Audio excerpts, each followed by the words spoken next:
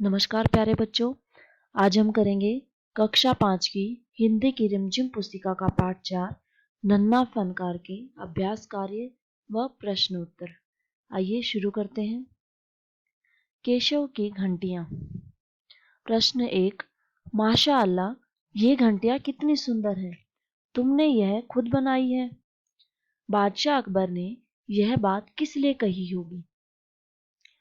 केशव के काम की तारीफ में, यह जानने के लिए कि घंटियां कितनी सुंदर हैं। केशव से बातचीत शुरू करने के लिए, घंटियां किसने बनाई यह जानने के लिए, क्योंकि उन्हें यकीन नहीं था कि 10 साल का बच्चा केशव इतनी सुंदर घंटियां बना सकता है।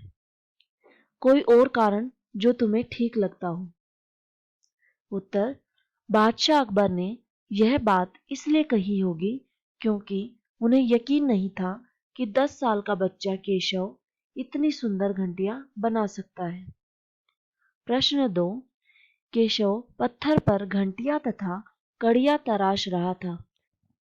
उसके द्वारा तराशी जा रही घंटियों और कड़ियों का चित्र अपनी कॉपी में बनाओ।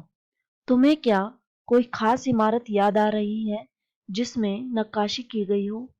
संभव हो तो उसकी तस्वीर चिपकाओ।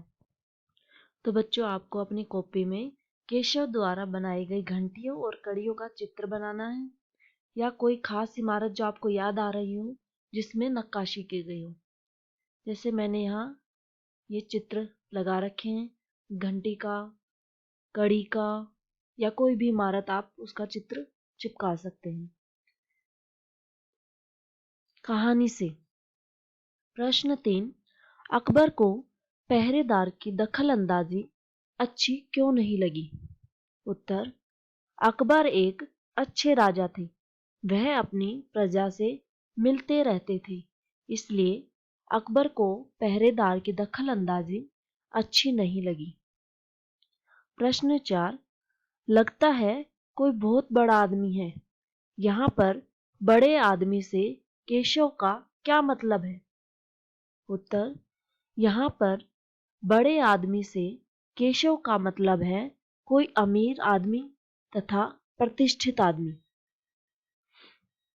प्रश्न 5। खरगोश के से कातर आंखें। पशु पक्षियों से तुलना करते हुए और भी बहुत सी बातें कही जाती, जैसे हिरन जैसी चाल। ऐसे ही कुछ उदाहरण तुम भी बताओ। उत्तर। शेर जैसी दहाड़,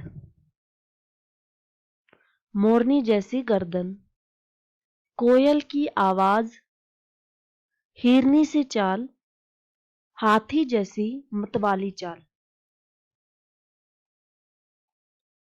प्रश्न 6। अकबर ने जब नक्काशी सीखना चाहा तो केशव ने उन्हें संदेह भरी नजरों से क्यों देखा। उत्तर। अकबर एक बहुत बड़े बादशाह थे। जब उन्होंने नक्काशी सीखना चाहा तो केशव ने उन्हें इसी कारण संदेह भरी नजरों से देखा। प्रश्न 7। केशव 10 साल का है। क्या उसकी उम्र के बच्चों का इस तरह के काम से जुड़ना ठीक है। अपने उत्तर के कारण जरूर बताओ। उत्तर। केशव 10 साल का है। उसकी उम्र के बच्चों का इस तरह के काम से जुड़ना ठीक नहीं है, क्योंकि इतनी उम्र के बच्चों को पढ़ाई लिखाई करने के बाद ही ऐसे काम करने चाहिए। प्रश्न 8। केशव बार बार सबको सुनाता। केशव सबसे क्या कहता होगा। कल्पना करके केशव के शब्दों में लिखो। उत्तर। केशव सबसे कहता होगा कि मुझसे तो बादशाह मिलने आए थे। क्या तुमसे कभी बादशाह मिलने आए हैं। उन्होंने तो मुझे शाबाशी भी दी है, क्योंकि मैंने उन्हें नक्काशी सिखाई थी। शब्दों की निराली दुनिया। प्रश्न 1। नक्काशी जैसे किसी काम को चुनो, बढ़ईगिरी, मिस्त्री इत्यादि, जिसमें औजारों का इस्तेमाल होता है। उन खास औजारों के नाम पता करके लिखो। उत्तर, बढ़ईगरी में प्रयोग होने वाले औजार। आरी, लकड़ी काटने के लिए। हथौड़ा, कील ठोकने के लिए। रंदा, लकड़ी घिसने के लिए। जमूर, कील उखाड़ने के लिए। तो ये सब औजार हैं जो बढ़ईगिरी में प्रयोग किए जाते हैं। प्रश्न ख, छैनी, हथौड़ा, तराशना, किरची, ये सब पत्थर के काम से जुड़े हुए शब्द हैं। लकड़ी के दुकानदार और बढ़ई से बात करके लकड़ी के काम से जुड़े शब्द इकट्ठा करो और कक्षा में उन पर सामूहिक रूप से बातचीत करो। कुछ शब्द हम यहाँ दे रही हैं। आरी, रंदा, बुरादा, प्लाई, सूत। उत्तर, लकड़ी के काम से जुड़े कुछ शब्द। आरी, रंदा, बुरादा, प्लाई, सूत, कील, हथौड़ी, कड़ी, फट्टा, पेच, सनमाइका आदि। तो ये कुछ शब्द थे जो लकड़ी के काम से जुड़े हुए।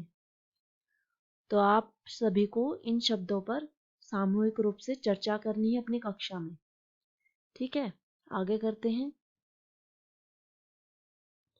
हो सकता है कि तुम्हारे इलाके में इन चीजों और कामों के लिए कुछ अलग किस्म के शब्द इस्तेमाल होते हों, उन पर भी बातचीत करो। छात्र अपने इलाके के लिए इस्तेमाल होने वाले शब्दों के आधार पर बातचीत करेंगे।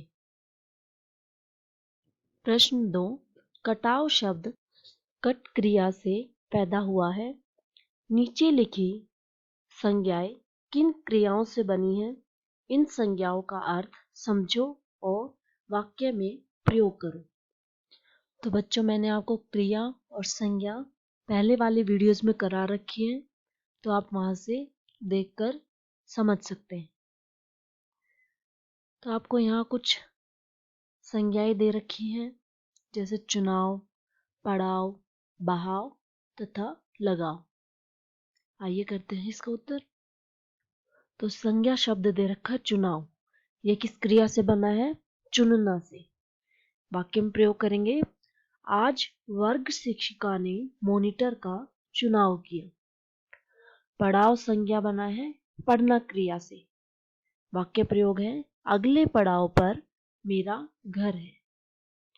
संज्ञा है बहाव और ये किस क्रिया से बनी है? बहना से। पानी का बहाव तेज है। लगाव संज्ञा बनी है लगना क्रिया से। इसको वाक्य में प्रयोग करेंगे, माता पिता को अपनी संतान से बहुत लगाव होता है। आइए अगला प्रश्न करते हैं।